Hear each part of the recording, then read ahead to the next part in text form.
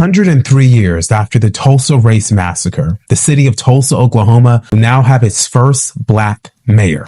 And here are 3 things you need to know about the massacre that adds that much more significance to Mayor-elect Monroe Nichols winning this election. Number 1, in the early 1900s, black people acquired land in Tulsa. That land will later be called the Greenwood District. Now, this land ended up being home for black grocery stores, doctor's offices, schools, a library, homes. This district even had its own newspaper. This place was called Black Wall Street. This place was a place where black people were thriving. But then things took a turn for the worse. Which leads me to number 2. On May 30th, 1921, a 19-year-old black man by the name of Dick Rowland allegedly tripped as he was going into an elevator and stepped on the shoe of a 17-year-old white girl, which caused her to scream. The girl called the police and said that Rowland had assaulted her. Rowland was picked up by the police, and a newspaper falsely acclaimed the next day that Rowland had attacked the girl. This angered a number of white people, and they ended up going to the jail demanding that the sheriff let Rowland go so that they could have way with him. And I will let you think through what they meant by that. But the sheriff refused. A group of black veterans who had served in World War I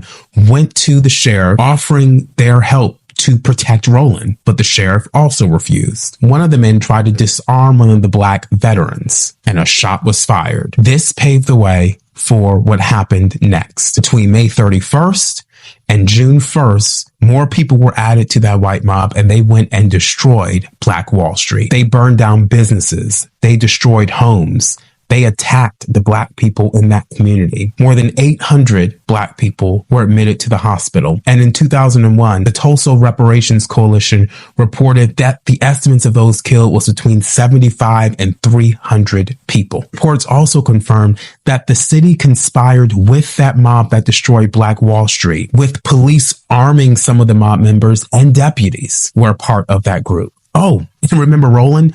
His case was dismissed months later in September after the young lady said that she did not want to prosecute the case anymore. Which leads me to number 3. Nearly 10,000 black people were left homeless. A majority of the black people had fled Tulsa, and those that remained did not receive any payout, any assistance, any care for what had happened. Just this year, the Oklahoma Supreme Court rejected reparations being paid to those involved in the massacre. 103 years after Black Wall Street was destroyed, 103 years after the story of a 19-year-old black man by the name of Dick Rowland, Tulsa, Oklahoma will have its first black mayor.